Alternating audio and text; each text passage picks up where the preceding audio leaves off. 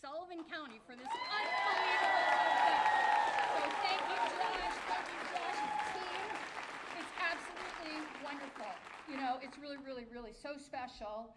I learned that the last time a president ever was in Sullivan County was in 1980.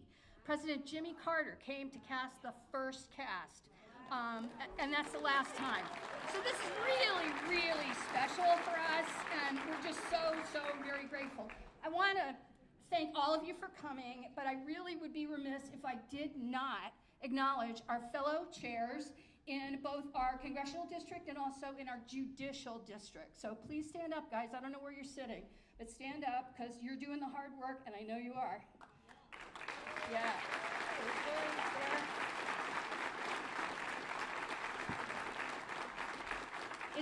This is a really historic year for so many reasons.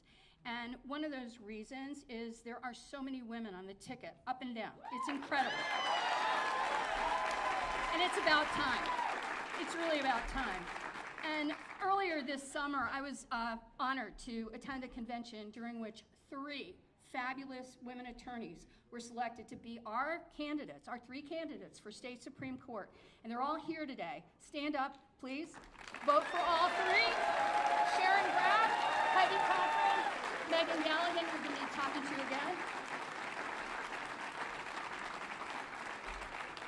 And don't forget, vote for all 3. There's one opponent on the other line, and we don't want him on the bench. He's a bad guy. They're good. So I don't really have a speech. You're not here to hear from me, and I'm going to introduce our District Attorney, Megan Galligan, and candidate for State Supreme Court.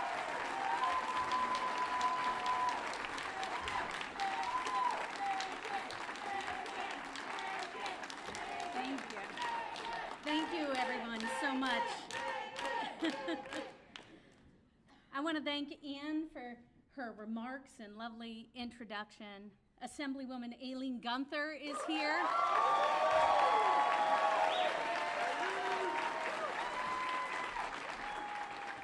Of course, Josh Riley is here. And you may have heard of him, President Bill Clinton will be here in a few. There are a lot of lawyers in the room, and when the president gets here, there'll be one more.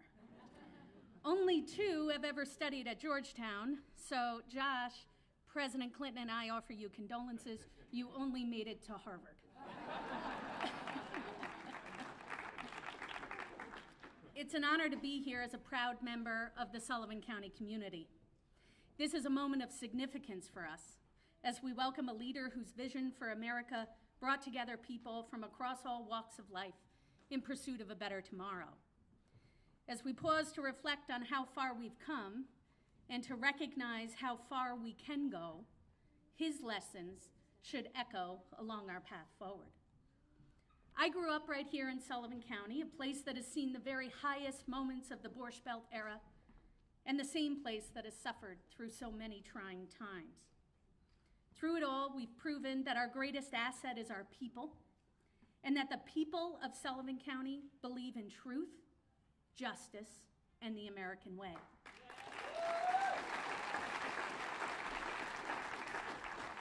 We believe in truth because the truth matters.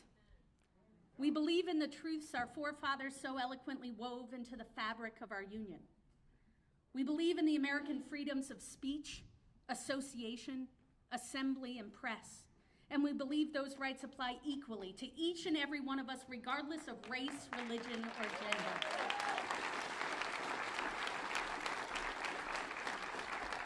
We believe that respect for our Constitution is more critical to the future successes of our country than any of our individual accomplishments might be. We know that respect that a true patriot has for the rule of law transcends power and political affiliation.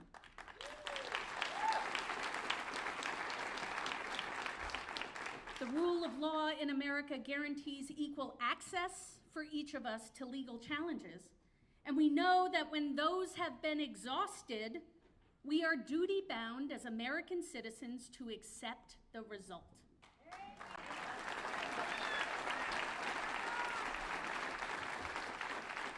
The future of democracy as we know it depends on it. We believe in justice because we know that due process and accountability ensure that the rules apply to everyone and that we're all held to the same standard. Now, Josh, the president, and I may not have gone to law school together, but each of us is deeply connected to our criminal justice community. Josh and I know well that we're in the company today of a president whose agenda included support for comprehensive justice initiatives, a president who funded our police, and who brought about the longest ever decline in our national crime rate. For 8 consecutive years in a row, under the leadership of President Bill Clinton, our nation became a safer place to live, work, and raise our families. That's what we can do when we work together with common sense to offer help to those who need it and to make sure our neighborhoods are the kind of places we can be proud to be from. I'm proud to be from Sullivan County.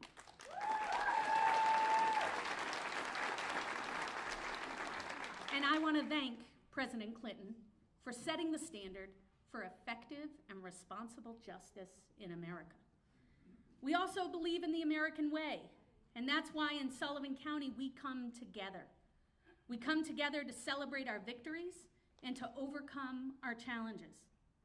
I was honored when Sullivan County came together in 2020 to celebrate the victory that made me the first woman ever elected district attorney in our county.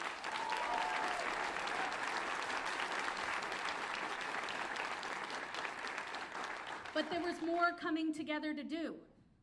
Together with all of you, we brought people from all walks of life to the table to address the opiate crisis head on.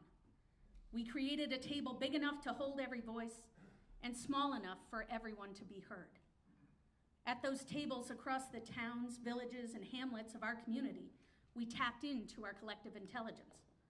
We brought hope, not handcuffs, to Sullivan County with resounding and unanimous support from our law enforcement community. We opened a medication-assisted treatment facility in the basement of the district attorney's office. We traveled from Bloomingburg to Roscoe and Grahamsville to Berryville, training people to save lives with naloxone. But while that's how far we've come, we're still going. We're taking on the maternal child health crisis, and we're going to battle for those who battle mental illness. Now more than ever, we need people in positions of leadership who want a seat at our table in Sullivan County. We need people who want to meet us where we are and who want to focus on what brings us together rather than what divides us. I'm very proud that Assemblywoman Gunther has taken her seat at our table and been a motivating force for positive change, delivering on the promise she has made to us.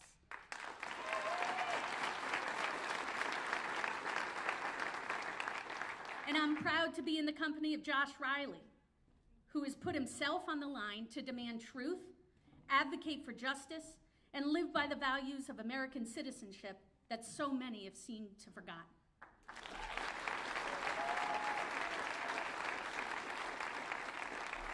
It's time now to look toward the future with cautious and hopeful optimism, to set aside politics and find within ourselves and each other that which unites us, and to demonstrate for our children by thought, word, and deed, appreciation for our Constitution. That Constitution which guarantees each of us the right to pursue our own vision of liberty and happiness. But there's also urgency in this moment. For as far as we have come, we have to go.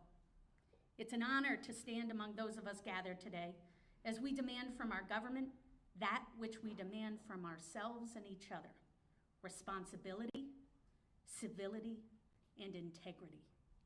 It's my privilege now to introduce to you a partner of the Drug Task Force, my neighbor and my friend, Assemblywoman Aileen Gunther.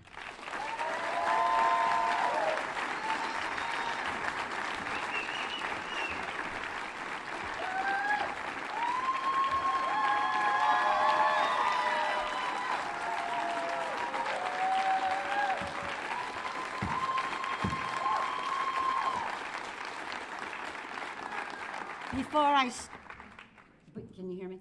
Before I start reading what I have to say about our great candidate, I just want to say thank you to Sullivan County, to Orange County, for allowing me to do something that I really love to do. You know, as a nurse, I served our constituency around Sullivan County and Orange County, and this job allowed me to do the same thing, but just a little bit more. So thank you, thank you, thank you. So good afternoon, everybody. It's so great to be here with all of you. I'm extremely excited to be in the company of President Bill Clinton today. Whoa! Something I thought never would happen. As I stand here today, I can't emphasize enough the importance of this election. I am really scared. I am scared for the future of my 5 granddaughters and the rights they may have stripped away from them as a result of the decisions being made today. We all need to fight like hell for the candidates that will stand up and protect our rights, our democracy, and our voice in government.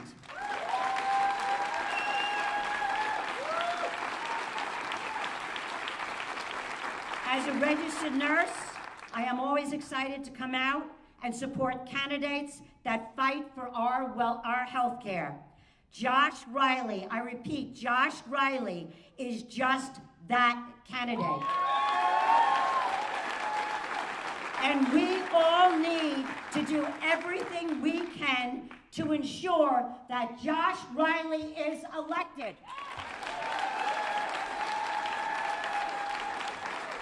Women's rights, health care are certainly on the ballot this year. I and all the Democratic candidates up and down the ballot here are ready to fight for the future of health care, for all of women's rights. So we need you to vote and to go out and to call every friend that you have, to get out to vote and vote for the right candidates. And that would be us in the Democratic Party.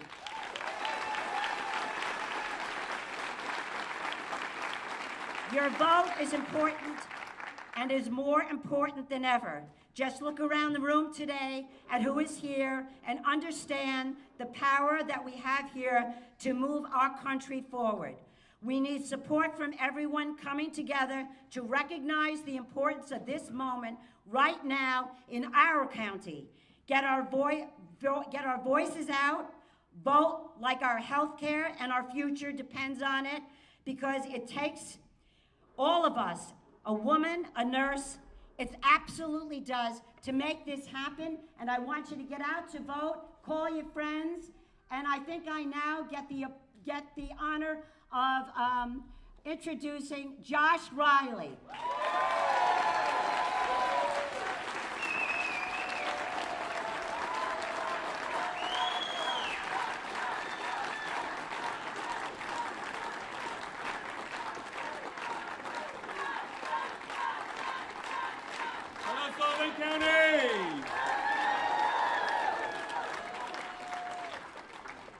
Gunther. Nobody works as hard as she does for all of you. Let's get her reelected. I walked in this room and I was so excited because the first thing I saw and what I see everywhere, organized labor is in the house.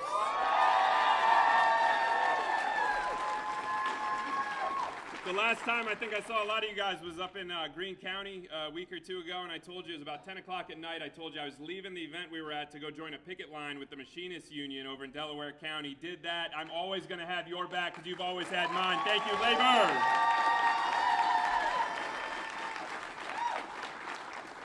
Pulling up today, it was great to see a line of folks coming in to see the president. Also, a lot of law enforcement here, keeping our community safe, making this event happen. Let's thank our people in uniform. So I have some questions for you all. I know that's not normally how this works. You ask me questions. I have questions for you all. Who's excited to see the president?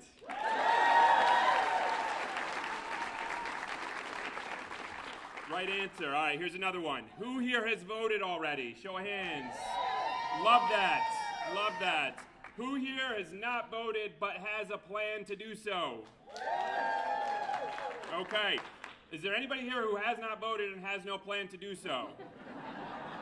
Okay. All right, so you guys, my team, you guys can stand down. Normally what we do is we grab those people by the collar. We take them down to the voting location. Those of you who have not voted yet, I'm going to ask you a favor, okay? After you leave here, go early vote, please. It helps our team. We're going to spend a lot of time over the next couple of days chasing folks who haven't yet voted. If you can go vote, we don't have to chase you. Please go out and vote after you leave here today. And then another question that I have to ask you all, because this is a question I've been getting the most on the campaign trail over the last couple of weeks. Has anybody here seen the negative ads that are being run against me? Yeah. Have you seen them? Have you seen them? Yeah, that's not bad. This is what happens when a super PAC comes in with a $5 million check. Everybody sees the negative ads against us. For those of you who have not seen the negative ads against us, I highly recommend them. You should check them out. They're on YouTube. If you go to the bar, you'll see them.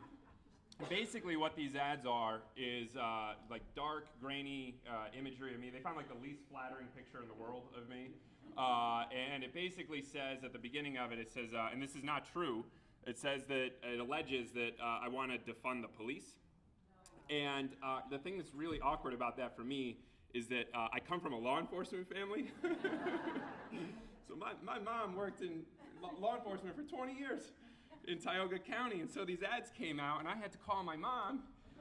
I said, Mom, these ads are on TV, you're probably gonna see them, and look, Mom, like, I promise I love you and I'm not gonna defund you.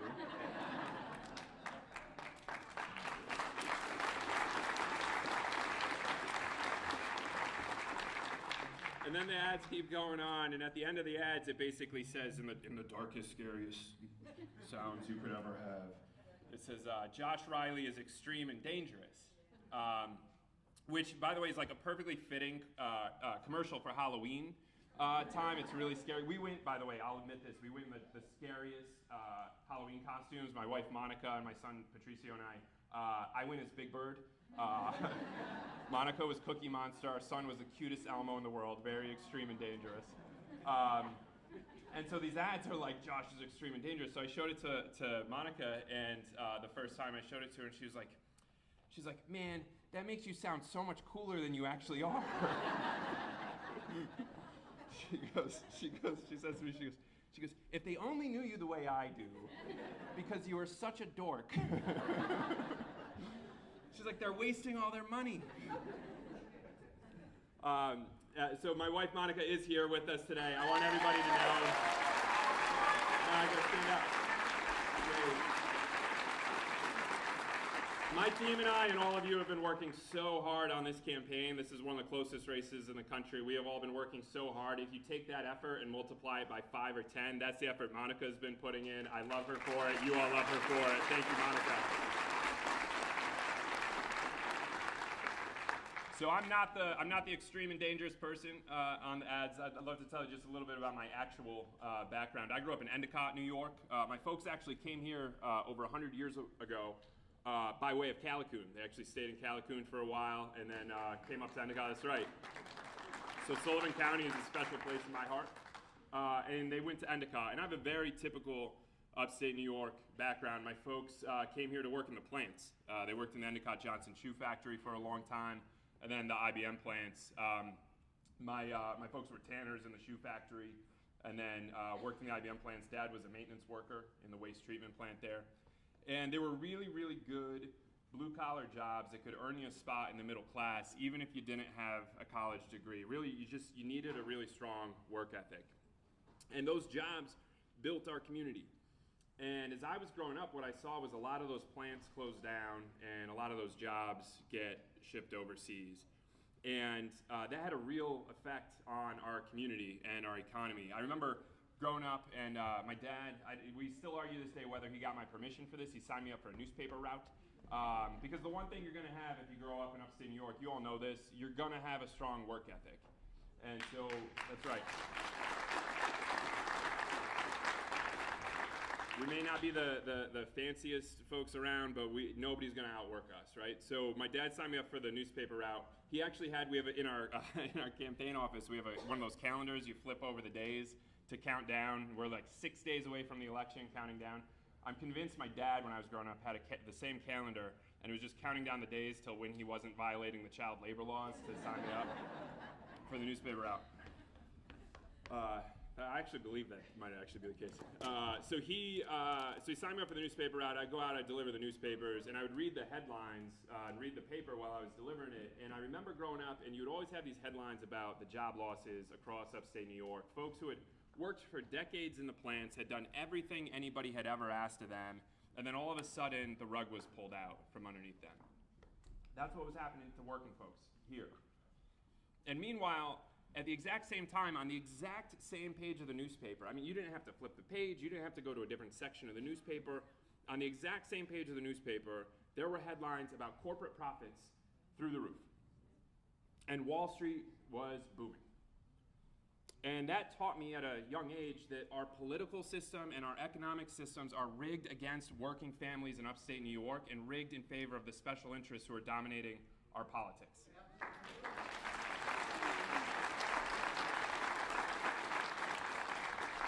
And so I've tried to spend a lot of my career fighting back. My first case out of law school, a lot of my classmates went down to Wall Street to work for the banks. I decided to go to the South and do civil rights work for kids from low-income families who are having trouble getting access to health care services.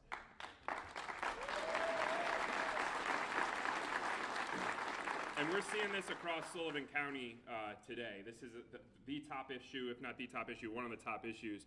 You know, I was working with, my clients were literally little kids, and mom and dad had 1, 2, 3, 4 minimum wage jobs. And to get their kid in to see a doctor, they had to wait weeks or months. They had to travel hours away to do it. And meanwhile, a couple zip codes over, you had families who were doing really well, could get in to see a doctor the same day down the street. I argued in federal court then, I believe in my heart and soul today, and I will argue in Congress that healthcare in this country should be a civil right, not something that's available only to the wealthy.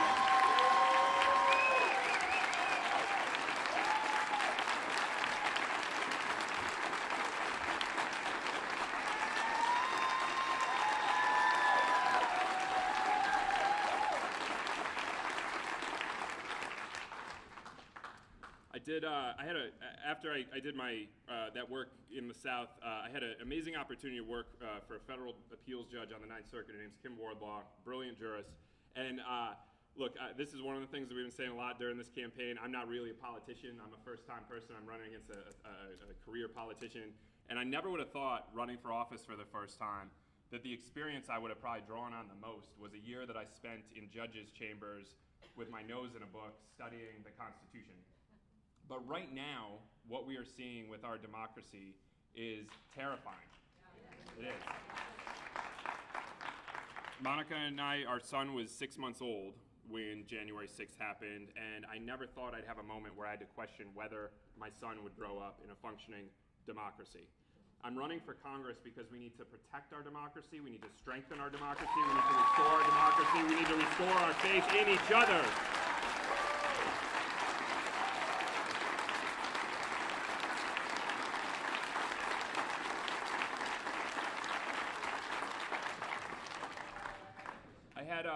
After I was able to finish my clerkship, I went to Washington, D.C. I served as counsel in the United States Senate, and one of the questions I get a lot when I tell people I'm running for Congress is they basically say, "What are you, nuts?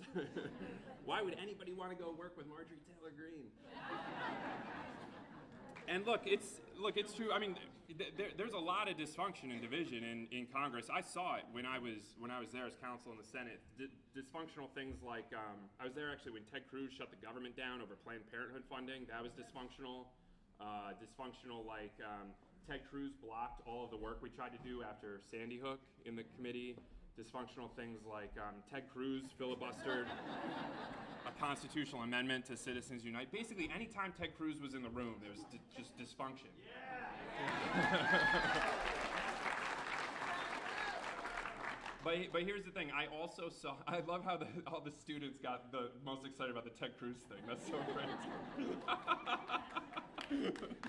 You guys are learning right.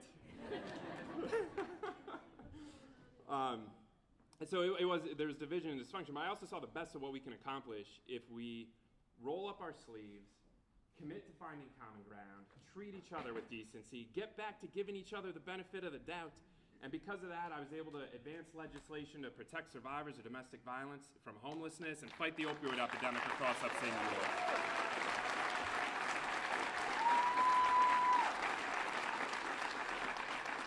And then finally, I was an attorney in private legal practice, and I just want to share briefly with you a case or two that I worked on. One, y'all remember the Muslim ban after Trump? Yeah, so there were so many fights to take on during the Trump administration, and my wife Monica and I decided that we were going to fight him on that. Monica's a daughter of immigrants from India and Ecuador who came to this country legally and lived the American dream, and when a lot of...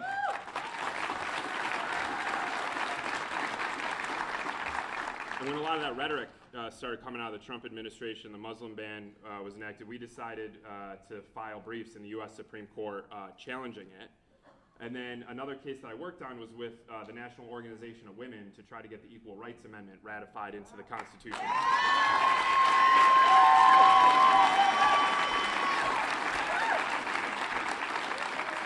And I knew that case was important when I took it on, but boy, with what we have seen out of the Supreme Court in recent months, it's taken on new meaning. And this is a huge contrast between my opponent and me. After the Dobbs decision came out, he has said time and time again, he has said that he thinks abortion is an issue that should be left to politicians in the states, and he is so wrong about that.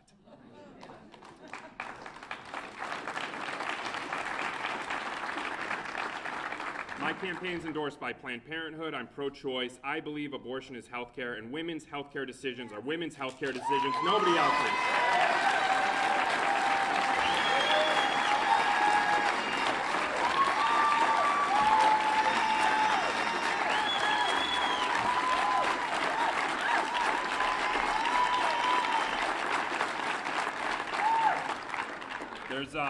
There's a lot of other contrasts with my opponent and me, and we could spend all day, but I'll tell you, I mean, like basic things. I was born in this district. He wasn't. I was raised by you in this district. He wasn't. I live in this district. He doesn't. I'll be able to vote for myself on Tuesday. He won't.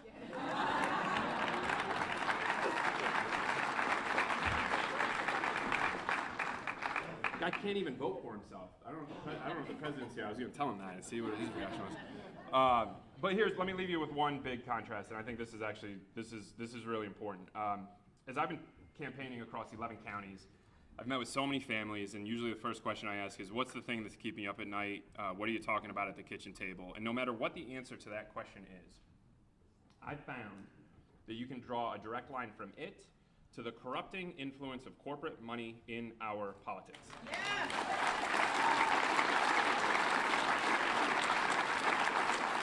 And I'll give you just one example. I met with a senior couple on a fixed income in Walton over the summer, and the wife told me with tears in her eyes, she said, we had to cut back on the groceries this week because I'm diabetic. I need 5 shots of insulin, and we can't afford both. We've cut everything we could cut, and now we're cutting the groceries.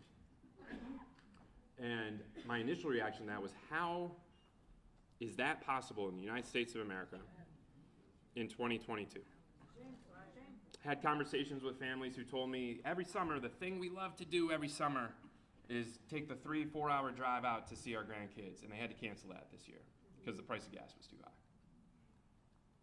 That's happening because the pharmaceutical companies, the oil companies with their record profits are taking billions of dollars, they're putting it into corporate PACs, they're buying politicians, they're sending them to office, and then they're spending hundreds of millions of dollars lobbying them to keep their prices high, their profits high, even though that's bad for all of you. That couple that canceled the summer trip, that couple that was cutting back on the groceries, they don't have a corporate PAC. They don't have an army of lobbyists. All they have is their voice and their vote and their representation in Congress, and that is why I have never taken a single penny of corporate PAC money, and I never will, because I'm going to Washington to fight for you and nobody else.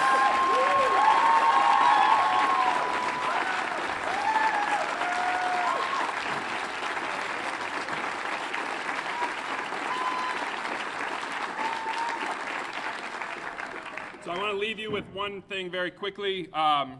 I just, probably, aside from make sure you have a plan to vote, the next most important thing I want to say to all of you is thank you. When Monica and I launched this campaign 1 year ago, we had a real question about what democracy would look like in the year 2022. We are facing huge challenges. January 6th, the middle class is being eroded, our labor unions are being weakened, the planet is burning, constitutional rights are being ripped away, and when you face that kind of adversity, the easy thing to do is to throw up your hands and cower from it and retreat from our democracy. And what I have seen instead over the last year, and particularly in the last few weeks, has given me so much inspiration and so much hope, because I'm traveling across this district and I'm seeing rooms like this of people who are coming out, standing up, fighting back, and saying we are going to win this election, and we are going to save our democracy, and we are going to fight back.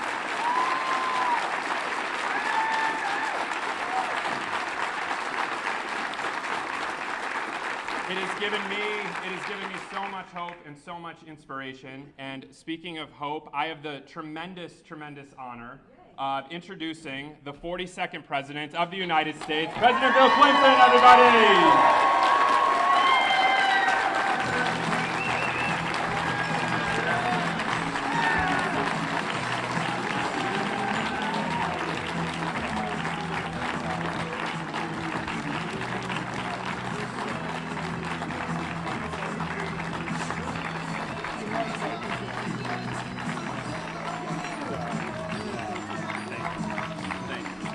Thank you. A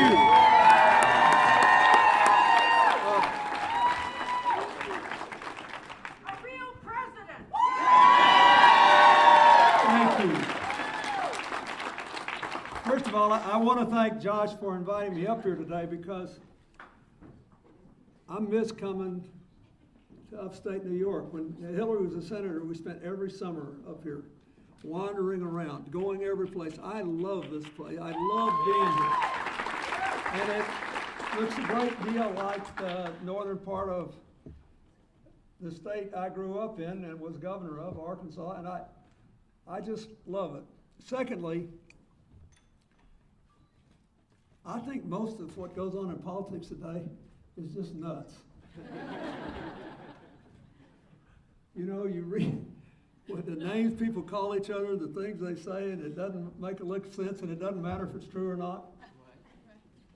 In the end, this is about you and your kids and your grandkids in the future.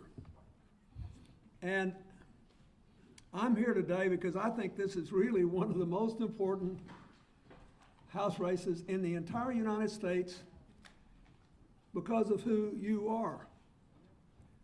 And because we got to decide what to do.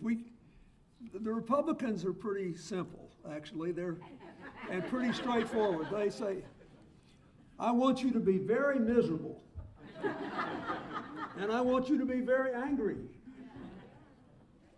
And I want you to vote for us, and we'll make it worse, but we'll blame them.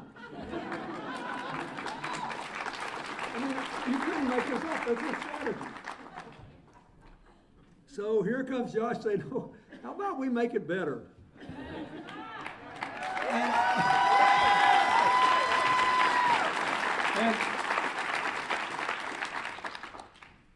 I like this guy because of what he's done with his life, because he came from a working class family and factories on one side, law enforcement on the other. And I like what he's done with his life. He told you he worked for Judge Kim Wardlaw in California. I appointed her. And she and her husband were really good friends of mine, and she gave me one of the best gifts I ever got in my life. After I made her a judge, she said, you know, I can't be in politics anymore, and you're president, you've got everything you need, but I did think you might like this. She said, when I was 19 years old, I stayed up all night to get a good seat at an Elvis Presley concert. And I was on the front row when he threw his trademark scarf out. And he signed it, and here it is. And in my little In my little music room, I've got Elvis Presley's scarf. That's really why I'm here for Josh. That's not true, but it was a point I'm trying to make is we were all still people back then. And you know, one of Clinton's rules of politics is, and I've got about a dozen of them I used to share with people all the time to try to lighten things up and also enlighten them, is if you scratch nearly anybody long enough, there's still a person down there somewhere. And the Republicans have developed a theory of making everybody feel like a victim that they think they can get to vote for me. Everybody's oppressed. Nobody is, it's always their fault. It's an us and them world. It may be good politics in the moment, but it's a lousy way to run a railroad. And here's the truth. We do have too much inflation. And we do have too much crime. COVID did weird things to people all over the country. But all this tough talk doesn't amount to a hill of beans that the Republicans are making. Who are the two shining stars of the Republican firmament? The governor of Florida, Ron DeSantis, right? And the governor of Texas, Greg Abbott. Where the crime rate is 50% higher than it is in New York. Thank you very much.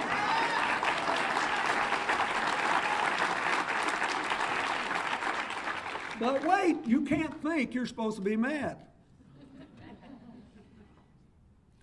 And then there's something else I want to say. They say, well, you got to vote for us because you always vote a protest vote in midterm and the economy's in tough shape. So you got to vote for us. That's pretty much what his opponent's saying, isn't it? So here's the problem. You don't just cast protest votes. When you vote, you're voting for something. And thankfully this year, Mr. Trump was the only person ever to run for president without a platform. Literally, the Republicans they wouldn't put out a platform in 2020. They said, oh, nobody cares about that. It doesn't fit on a bumper sticker. And besides, people don't like what we do, so we got to cover it up, right? But we got one now. His opponent wants you to send him to Congress so he can help make Kevin McCarthy of California the Speaker of the House. Now, Mr. McCarthy has been good enough to tell us what he wants to do. And I appreciate it. He said, if you vote for us, you didn't cause this inflation, but you're going to pay for it. Because here's what we're going to do. We're going to cut Social Security. We're going to cut Medicare. And we're going to repeal that awful bill that lets the government finally negotiate for lower drug prices, caps senior drug bills at $2,000 a year, and caps insulin costs at $35 a month. This is a really big deal. This bill just passed. You know how many voted for it, Republicans? Zero. Zero, not one. And they want to get rid of it. So vote for me. I'll give you higher drug prices, weaken Medicare, weaken Social Security, but by then we'll figure out a way to blame them for it. That's really what this is about. This is not complicated. It is not rocket science. We are coming out of this. The deficit was too big. Remember, I gave you 3 surpluses.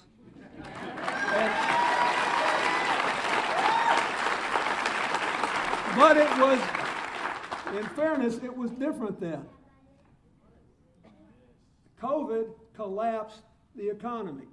Nothing could replace it but public spending. We had to get through it. But the annual deficit's going down more than $1 trillion this year. Next year, it's going down 700 billion more. It's getting better. First. Second, President Biden and the Democrats had done 4 big things. And we'll look and see who voted how. When they voted for the rescue plan, which was not as big as the money they spent when President Trump was in office trying to help people stay alive and find a vaccine quick. But we voted for it too, because we put America first.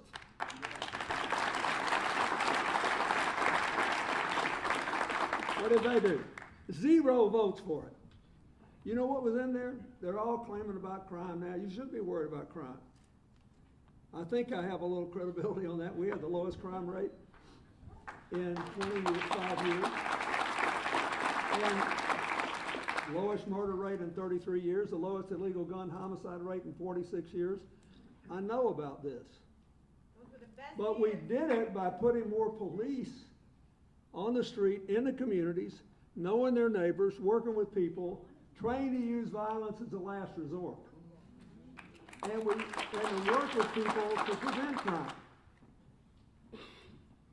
So they had lots of money for that in that recovery bill. Lots of money went to state and local governments. How much money did those guys spend supporting the police, retraining? We haven't had a major overhaul in police training in 24 years. How many people did they hire with that money? A lot of them tried to cut taxes with it. So there's one chance gone. Then there was the infrastructure bill. It's going to create 1.5 million jobs a year for a decade. A decade.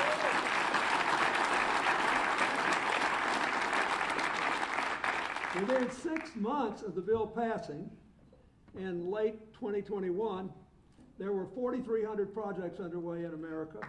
Some of them in New York. I drove past one today, right? How many Republicans voted for it? 13 in the House. 13. Why? Because they got to keep you upset. They got to keep you angry. And then they figure out how to blame us for what they did. But it passed anyway. You know what they think now? They think you'll begin to feel it and feel good about it after they win the Congress, and then they'll claim credit for it.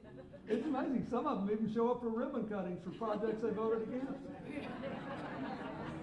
And I hope you're monitoring that, all of you union members that have presence in other counties and other districts. But anyway, so we voted for it. 13 of them voted for it. Then we had a chance to do something that Josh says we ought to do. Bring some of these manufacturing jobs back home. And bring them back home. And bring them back home in a way that fights inflation. Now, inflation has been caused, this inflation has been caused by a couple of things. First, the war in Ukraine. Oh, McCarthy wants to get out of that and switch sides. I'm not kidding, he said that, I didn't. But it drove prices up. Under Biden, we're producing more oil than we were when Trump was there. The real problem here is twofold. One is price gouging, which Josh mentioned. The other is that when the refineries all shut down during COVID, it's taken too long to get them back up, but they're coming. And when that happens, the price will go down again, especially if we keep a sharp eye out for price gouging. And that'll happen. The other thing is that all the supply chains were broken. And we get most of our chips from China. And they still got their economy closed down. And they're wily. Because they have the government controls the economy, so they have a forced savings rate of about 40%. So they can live for 2 or 3 years, even though it looks like they're doing worse because they're not selling things. What they're trying to do is to keep us from taking our economy back. That's what the CHIPS Act does. The CHIPS Act says, let's bring that home. Let's make these computer chips here.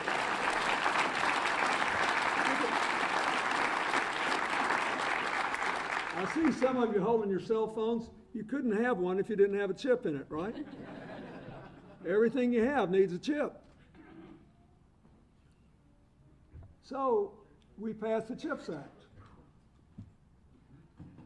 This is an amazing story. Unbelievably, but smartly, the ranking Republican on the committee that had the bill testified for it.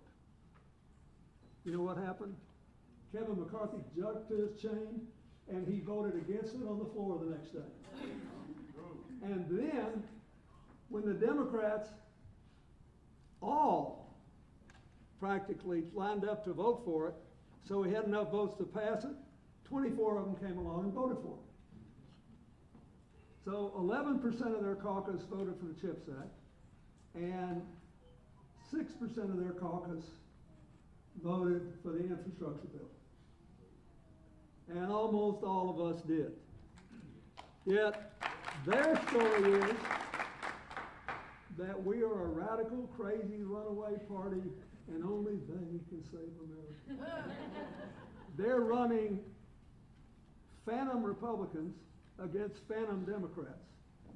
We need to stand up for real Democrats and talk about what the real Republicans in Washington are doing. And so, this CHIPS Act will help you with inflation. For one thing, we won't have supply chain disruptions like this. For another, it'll be cheaper to get the chips into the machines that are being made in America because they're already here. It'll be faster and cheaper. It's an anti-inflation move. Then, we had the Inflation Reduction Act that Mr. McCarthy's already pledged to try to repeal. How many Republicans voted for that? Zero. Zero. Zero voted to give the government the power every government in the world exercises to negotiate lower prices for medicine for senior citizens, to get rid of our $2,000 a year limit on how much low-income people can pay for medicine, to get rid of the $35 a month cap on insulin. You know how many people need insulin in this country who couldn't survive without it? We have virtually an epidemic of type 2 diabetes, but it can be controlled unless we walk away. Their position is walk away. Give it to them again. That's the way they all voted. I know this is not pretty and flowery, but I'm too old to gild the lily. We've got to know what's going on here. And they said, oh, but we don't like all that climate change money. Well, in case you hadn't noticed, we're getting a lot more hurricanes. We're getting a lot more tornadoes. We're getting a lot more droughts out west. We're having a lot more floods. It's all changing. Even when I was president, the insured cost of natural disasters way back in the 90s was triple what it was in the 1980s. And I started talking about this back then, and people looked at me like I'd slipped a gasket. But I'm telling you, the good news is if you change the way you use and produce energy, you create zillions of jobs. Now, what has happened just since we passed the CHIPS Act? In New York alone, in upstate New York, There have been something like $20 billion of projects announced. Oh, they want to get rid of all that.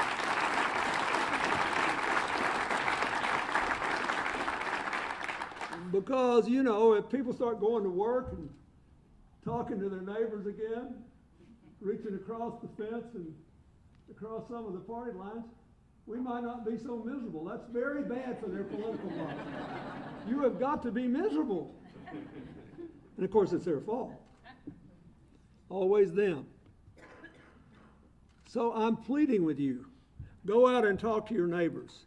Deliver this congressional district to a superbly qualified person who's got the right positions on the issues, who cares about you, and will be fair to them instead of the way they treat us. Now,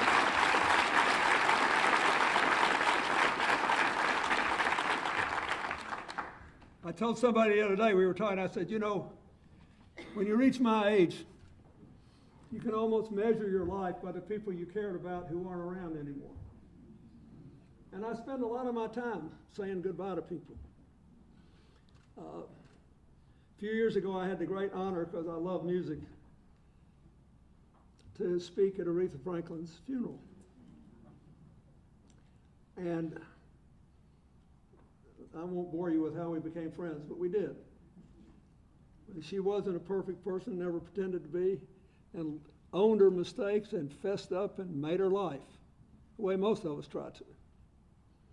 But one of my favorite songs I actually played as I was leaving the stage when I spoke.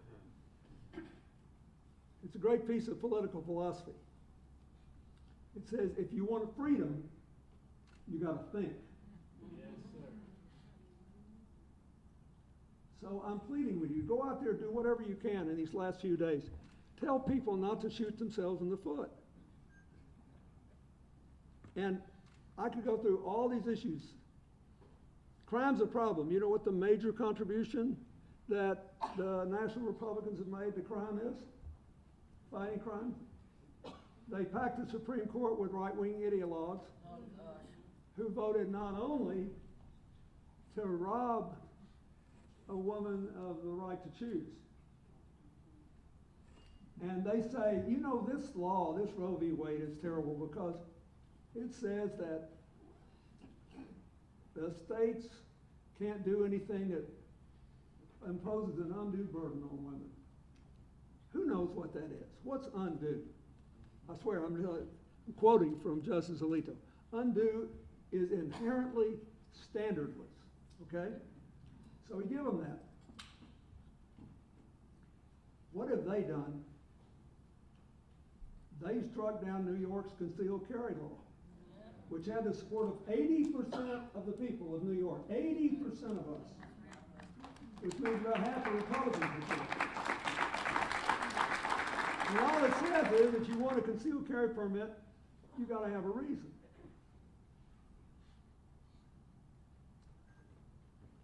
You know what they said? It's just too much. They didn't show one example of how it interfered with the constitutional right to hunt, to sport shoot, and to have a weapon for self-protection if you live a long way from law enforcement. Not anything. They said, we just think it's too much. In other words, whatever they want is now the law. I'm telling you, I know it's not popular to talk about democracy on the line, but it's on the line. It's on the line. Their candidate for governor of Arizona the other day, after she made fun of Paul and Nancy Pelosi. About how you could do that, I don't know. One of their crazies breaks in, cracks his skull. He's 82, but I know him. He's a game good guy. He was wrestling with the guy over his hammer when the police got there. She thinks that's funny. When you're 82 and you crack your skull, you thank God if you didn't have any brain damage, but you know it's going to take a long time to heal, and you know in between now and then, bad things can happen to you. just a bump. And she said that when she's governor of Arizona, she will not certify the electoral vote if she doesn't agree with it. God, we'd all like to live with that, don't you? I won't certify my weight if I don't agree with it. I won't certify the fact that I can't hit the ball very far anymore on the golf course because I don't agree with it. I'm telling you, folks, I want you to laugh because you can think when you're laughing. But I'm pleading with you. There is not a candidate in the entire United States that has a better claim to faithfully represent the people he's running to represent than your candidate.